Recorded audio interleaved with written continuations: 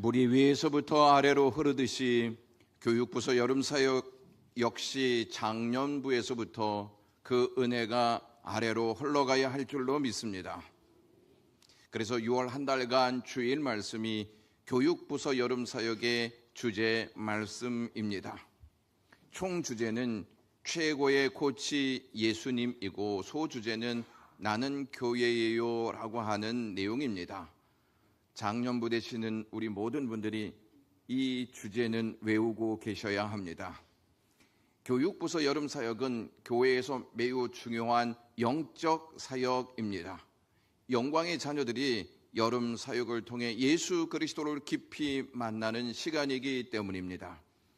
영광의 자녀들이 가슴 깊이 예수 그리스도를 만남으로 그들의 계획과 목적이 거룩한 하나님 나라와 의를 위해 정해지고 세상을 보는 관점이 달라질 수 있습니다. 제가 행사가 아니라 사역이라고 말씀드린 부분을 주목하셔야 합니다. 행사가 아니고 사역이기에 영광의 모든 분들이 함께 하나가 되어서 이 일에 적극적으로 협조해야 할 줄로 믿습니다. 저는 어릴 적 꿈이 야구 선수가 되고 싶었습니다. 그렇게 안 생겼죠. 그 외에 뚜렷하게 뭐가 되고 싶다 하는 직업군이 없었습니다. 그러다가 학생부 여름 수련회를 통해 성령의 은총을 깊이 경험하게 되었습니다.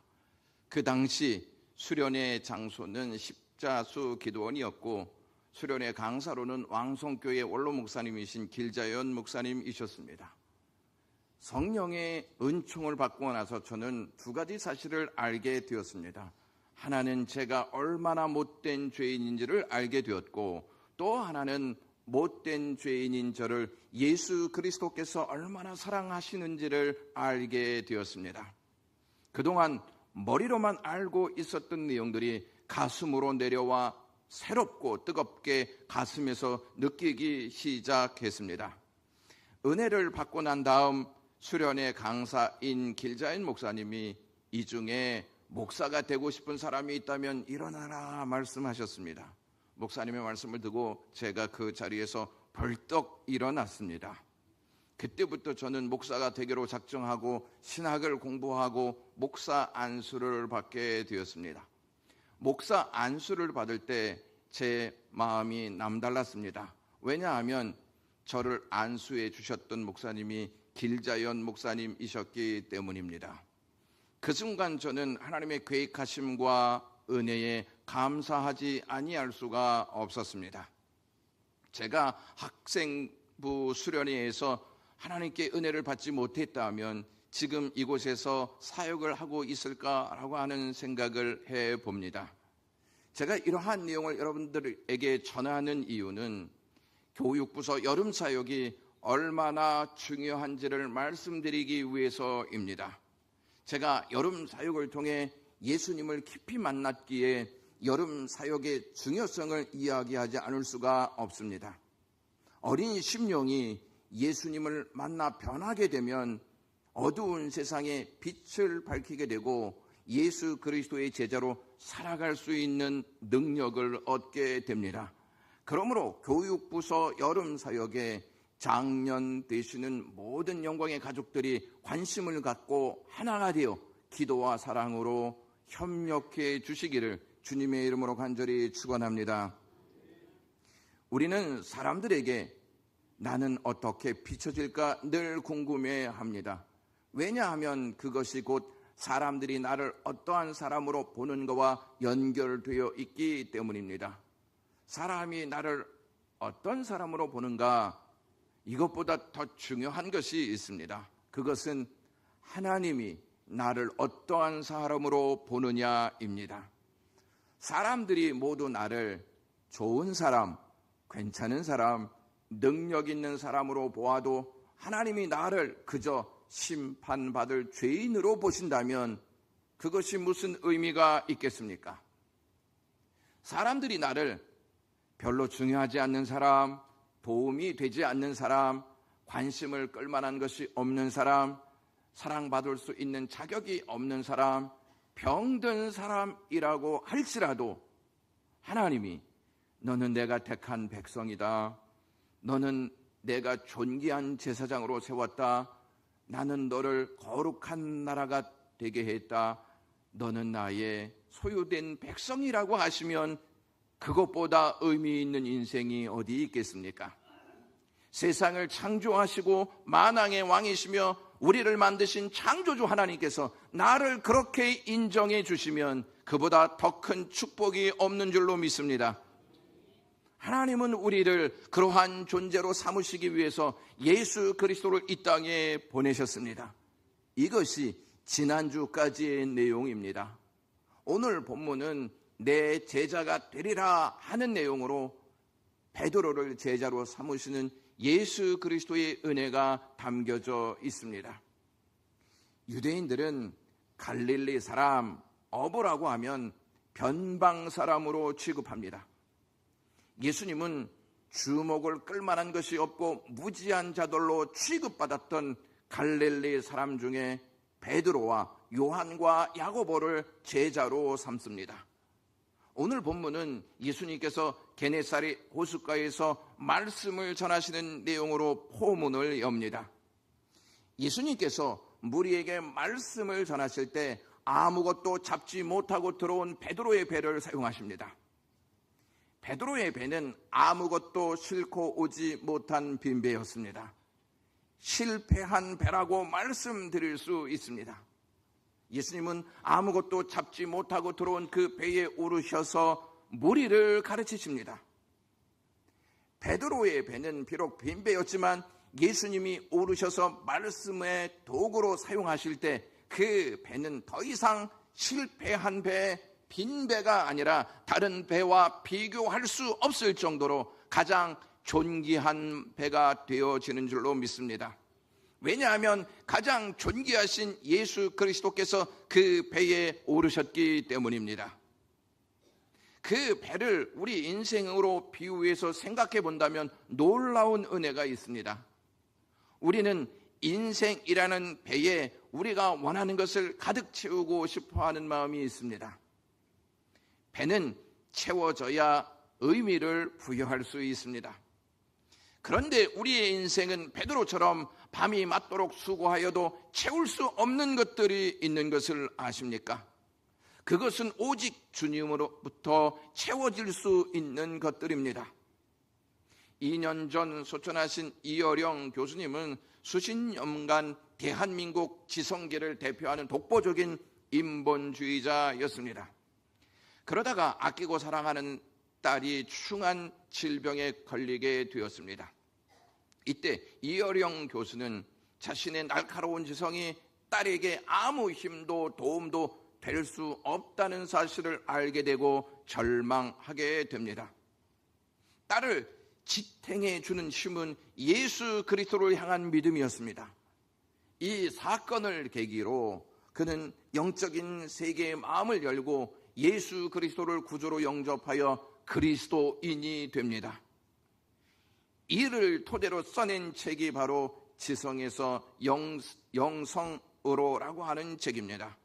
영성은 예수 그리스도로부터 시작된다는 것을 아셔야 합니다.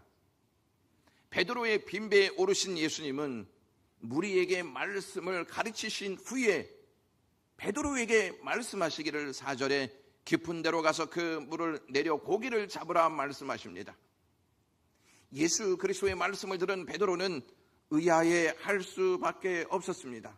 조금 전까지 밤이 맞도록 수고하여 고기를 잡으려 했지만 잡은 것이 없이 돌아왔는데 예수님이 다시 나아가 깊은 데로 가서 그물을 내려 고기를 잡으라고 하셨기 때문이었습니다. 그래도 베드로는 고기 잡는 일에 잔뼈가 굵은 어부였습니다. 경험으로 보나 기술로 보나 고기 잡는 일에 누구에게도 뒤지지 않는 사람이었습니다. 고기 잡는 일에 전문가였던 베드로에게 예수님께서 다시 가서 그물을 내려 고기를 잡으라고 하셨습니다. 낮 시간에는 깊은 곳이 아니라 얕은 곳에서 고기를 잡는 것이 갈릴리 어부들의 상식이었습니다. 그러므로 깊은 곳에 그물을 내려보았자 아무 소득이 없으리라는 것은 불보듯 뻔한 일이었습니다. 게다가 깨끗하게 씻어서 손질한 그 물을 다시 내리는 것은 몹시 귀찮고 번거로운 일이었습니다. 예수님의 말씀은 그의 어부로서의 상식과 경험에서 비추어 볼 때 맞지 않았습니다. 깊은 데는 호수 가운데를 말하는데 그곳은 바깥보다 물고기가 적게 삽니다. 먹이가 적기 때문이죠. 보통 아침에는 깊은 곳에 물고기가 없다는 것이 그 어부들의 상식이었습니다. 밤이 맞도록 수고하였기에 지칠 대로 지친 시몬 베드로의 몸과 마음 상태도 다시 고기 잡이를 시작할 상태가 아니었습니다. 목수 출신인 예수님이 전문가 어부 시몬에게 어업에 대해 가르치는 것에 베드로는 자존심이 상할 수도 있었습니다.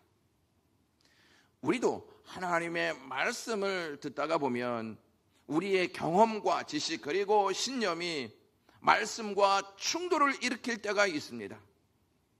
오늘날 현실에서는 하나님의 말씀이 맞지 않는다는 것을 잘 알고 있기 때문입니다. 우리는 좀처럼 우리의 것을 잘 버리려고 하지 않습니다. 우리의 경험과 지식 그리고 신념이 늘 옳은 것이라 믿고 있기 때문입니다.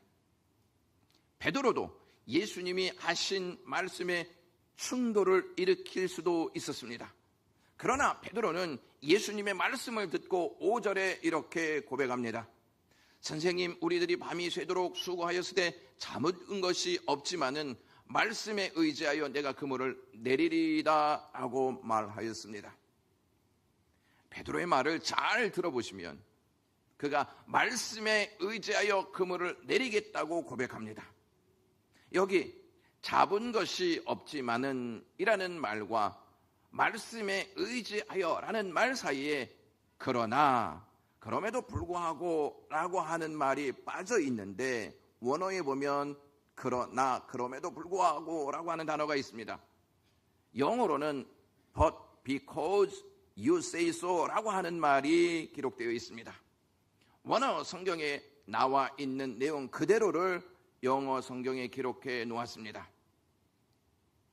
이런저런 상황 때문에 순종할 수 있는 이유가 많지 않습니다. 순종할 수 없는 이유가 참 많습니다. 그러나 말씀에 의지하여 순종하겠습니다 라고 하는 뜻입니다. 여기 그러나 라고 하는 단어는 위대한 전환을 뜻합니다. 얕은 곳에서 깊은 곳으로의 전환을 말합니다. 경험과 이성과 상식의 세계에서 믿음과 순종의 세계로의 전환입니다. 이러한 전환이 있을 때 우리는 실패를 만회하고 예수 그리스도의 깊은 세계로 나아갈 수 있습니다.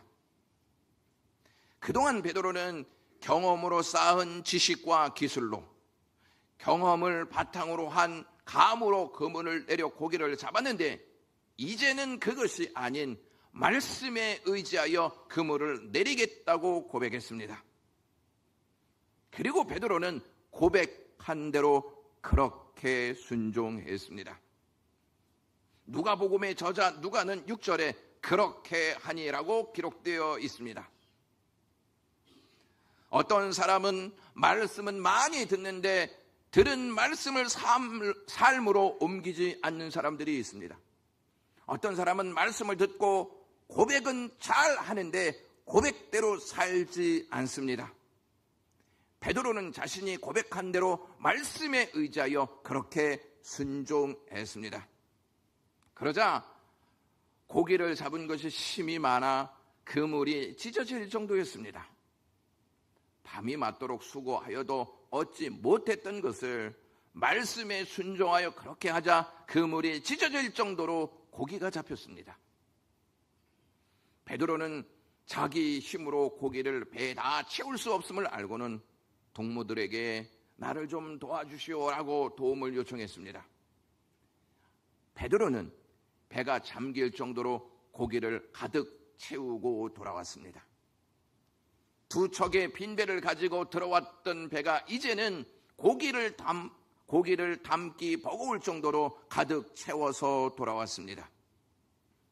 이제 더 이상 그 배는 빈 배가 아니라 채워진 배가 되었습니다. 이를 경험한 베드로는 고기보다 고기를 잡게 하신 예수님께 주목합니다.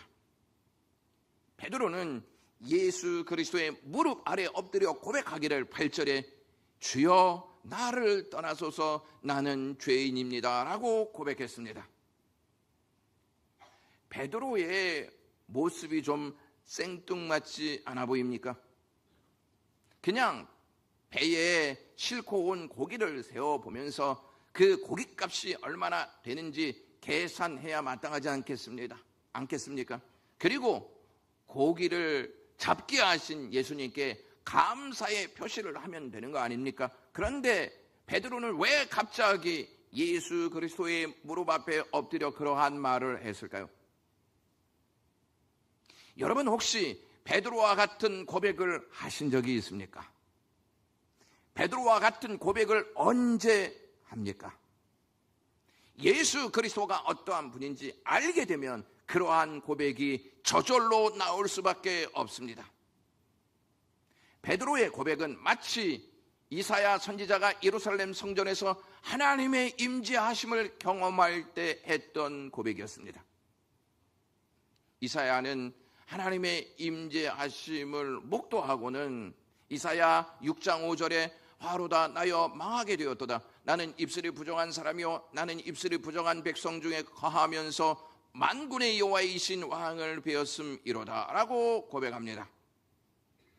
거룩하신 하나님을 경험한 이사야는 자신의 죄를 깨닫고 자신은 부정한 존재로 화를 입고 망할 수밖에 없는 죄인임을 알게 됩니다.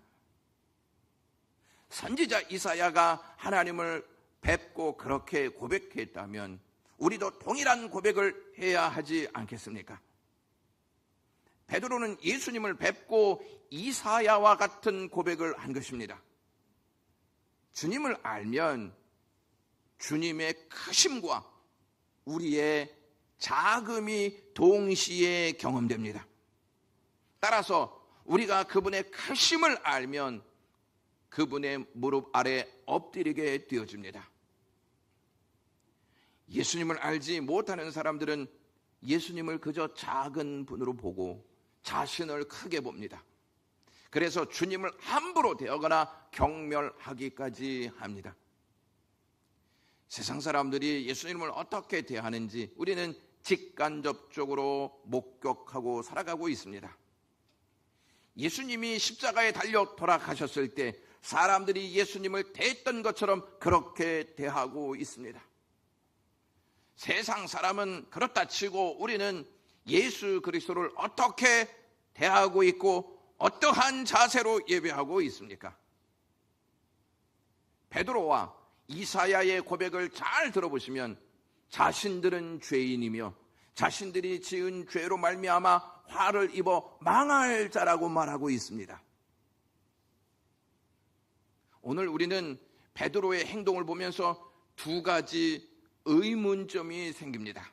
첫째는 밤이 맞도록 수고하였으되 잡은 것이 없이 돌아온 베드로가 왜 갑자기 예수님께 자기 배를 내어드리고 예수님의 말씀에 순종하여 깊은 데로 가서 그물을 내려 고기를 잡을 수 있느냐는 것입니다. 두 번째는 베드로가 잡은 많은 고기를 버려두고 왜 느닷없이 예수님께와 무릎 아래에 엎드려 주여 나를 떠나시옵소서 나는 죄인입니다 라고 고백하였느냐 하는 것입니다. 베드로가 고기를 잡기 전과 후에 대한 행동이 어떻게 된 영문인지 이해하기가 어렵습니다. 이 사건을 많이 들어온 우리는 이 내용을 잘 알고는 있지만 베드로의 행동이 어딘가 모르게 좀 어색하다는 점도 알고 있습니다. 오늘 본문 말씀을 이해하는 데 있어서 어려움을 주는 것은 예수님과 베드로의 만남이 처음인 것으로 생각하기 때문입니다. 그러나 베드로는 이미 예수님을 따르고 있었고 예수님과 관계되어져 있었습니다. 베드로의 행동을 이해하기 위해서는 우선 누가복음 4장에 나온 내용을 알고 있어야 합니다. 누가복음 4장은 예수님께서 성령으로 충만하여 광야로 나가셔서 마귀의 시험을 능히 이기신 사건으로 시작됩니다. 마귀는 예수님께 4장 3절과 9절에 내가 만일 하나님의 아들이여거든 이것을 하라 이렇게 거듭 그 내용을 앞세워서 예수님을 시험합니다. 예수님은 마귀의 시험을 말씀으로 능히 이기심으로 하나님의 아들이시라는 사실이 공개적으로 드러납니다.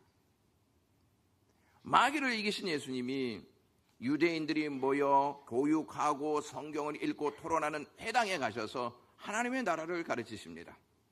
이때 더러운 귀신에 눌려 고통받고 있었던 사람이 나타나 크게 소리를 지르며 나사렛 예수여 우리가 당신과 무슨 상관이 있나이까 우리를 멸하러 왔나이까 나는 당신이 누구인 줄 아노니 하나님의 거룩한 자니이다 라고 말을 합니다.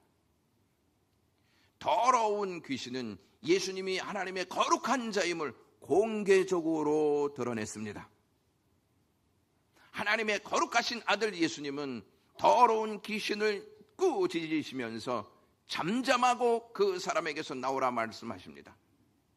더러운 귀신은 하나님의 거룩하신 아들 예수 그리스도의 말씀 앞에 복종합니다.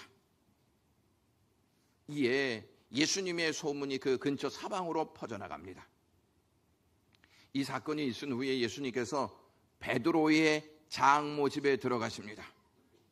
그 집에는 중한 열병을 앓고 있었던 베드로의 장모가 있었습니다.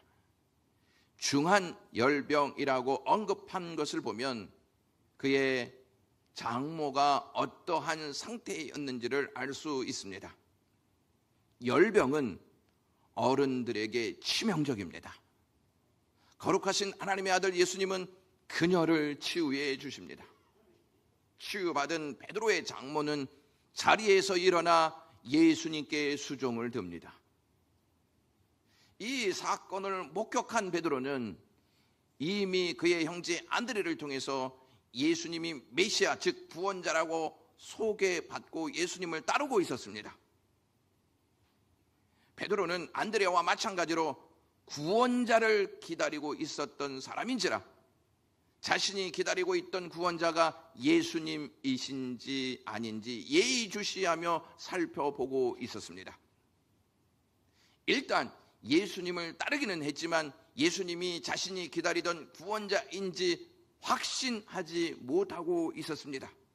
그런데 예수님의 행동을 목격하면서 베드로는 점차 자신이 기다리고 있던 구원자가 예수님이심을 굳게 알아가고 있었습니다. 예수님이 베드로의 장모를 치유해 주신 후에 해질 무렵에 사람들이 온갖 병자를 데리고 예수님께 나옵니다. 예수님은 그들을 긍휼히 여기셔서 일일이 그 위에 손을 얹으사 고쳐주십니다. 이때도 더러운 귀신들이 나가면서 4장 41절에 당신은 하나님의 아들이니다 라고 말합니다. 베드로는 자신의 장모를 고쳐주신 사건을 통해 자신이 기다려왔던 구원자가 예수님이심을 확신해 가고 있었습니다. 여기에 더해 더러운 귀신마저도 예수님이 하나님의 아들로 말하는 것을 듣고는 더욱 확신하기 시작했습니다.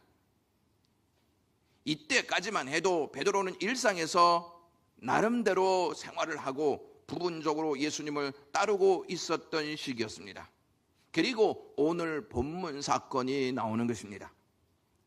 이미 예수님이 하나님의 아들이심을 확신하고 있었던 터라 베드로는 예수님께서 자신의 배를 사용하셔서 말씀 전하시기 위하여 그 배를 요청하셨을 때 그 배를 내어드릴 수 있었던 것입니다.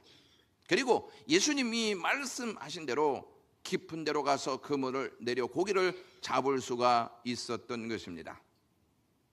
예수님의 말씀대로 깊은 데로 가서 그물을 내리자 감당할 수 없을 만큼 고기를 잡자, 이분이 바로 내가 그렇게 기다려왔던 하나님의 아들이신 구원자이시로구나 하는 사실을 깨닫고는 고기보다 예수님 무릎 아래에 엎드려 주여 나를 떠나소서 나는 죄인입니다 라고 고백하였던 것입니다.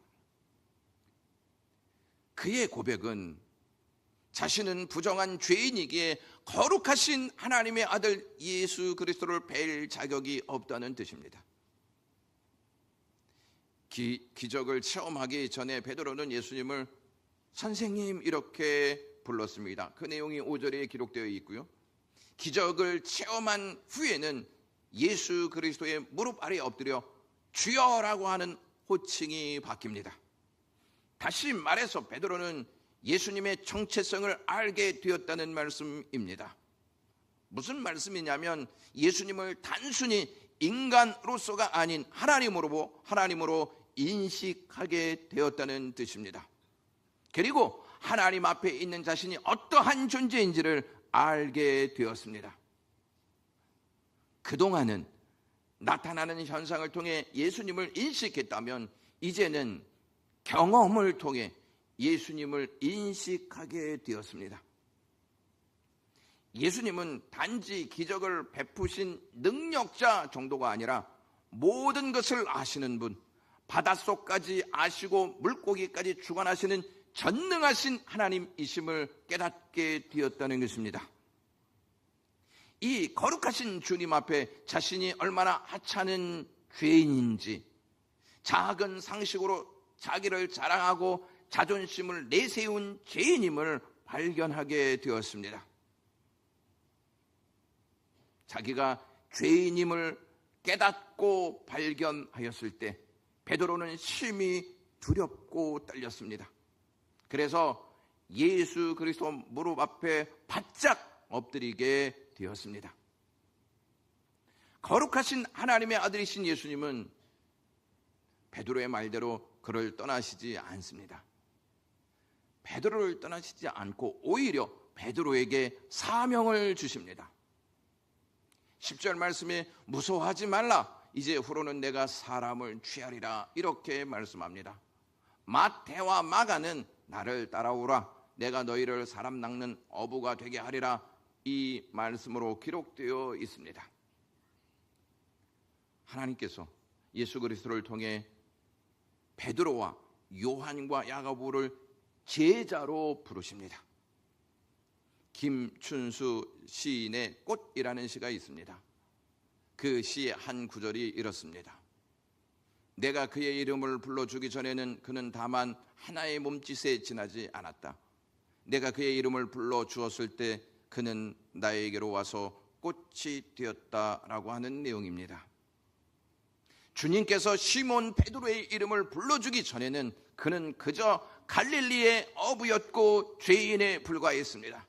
그러나 주님이 그의 이름 시몬 베드로를 불러주셨을 때 그는 하나님의 위대한 구속사의 아름다운 꽃으로 피어나기 시작했습니다. 여러분들은 하나님이 부르신 꽃인 줄로 믿습니다.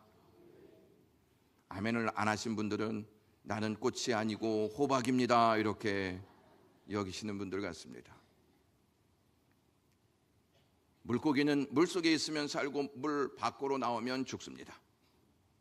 말하자면 베드로는 이제까지 생명을 죽이는 것으로 업을 삼아 살아온 사람이었습니다.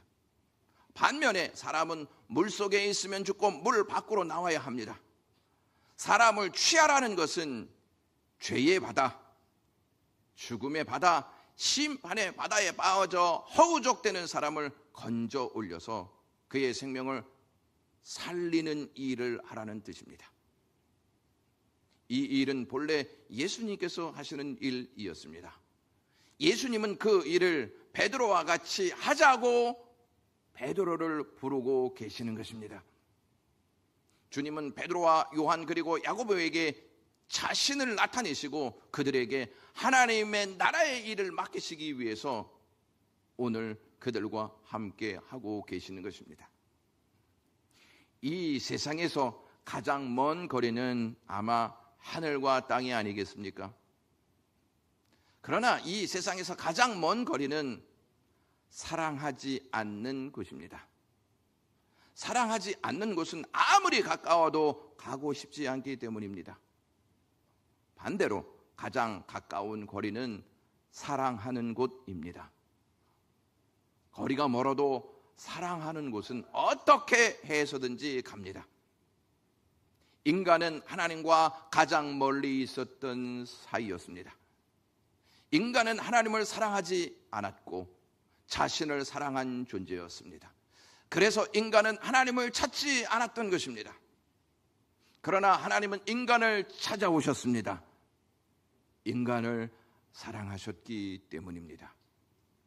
여러분들이 이 자리까지 나오게 된 것은 하나님께서 여러분들을 죄와 불신의 장소에서 건져내어 새 생명을 주시고자 사명을 주신 어부들이 있었다는 사실을 아십니까? 그 어부는 부모일 수도 있고 남편 또는 아내일 수도 있고 자녀일 수도 있고 지인일 수도 있습니다. 예수님께서 이제 후로는 내가 사람을 취하리라 말씀하신 이 문장의 시제는 미래형입니다. 형태는 명령문입니다. 곧 사람을 취하는 인생이 될 것이라는 의미도 있고 사람을 취하는 인생이 되라는 의미도 있습니다. 이에 시몬 베드로는 11절에 이렇게 반응합니다. 다 같이 읽도록 하겠습니다. 그들이 배들을 육지에 대고 모든 것을 버려두고 예수를 따르니라. 그들이 모든 것을 버릴 수 있었던 것은 그 배를 채워주신 분을 경험함으로 알게 되었기 때문입니다. 이렇게 모든 것을 버려두고 예수님을 따랐던 시몬 베드로는 그 이후 어떻게 되었습니까? 예수님의 약속대로 사람을 취하는 어부가 되었습니다. 사도행전을 보면 성령에 충만한 베드로가 설교를 하자 3,000명이 일시에 회심하는 사건이 일어났습니다. 오늘 그물이 찢어지고 두 배가 잠길 정도로 물고기를 잡은 일이 바로 이 사건을 암시하고 있는 예고편입니다.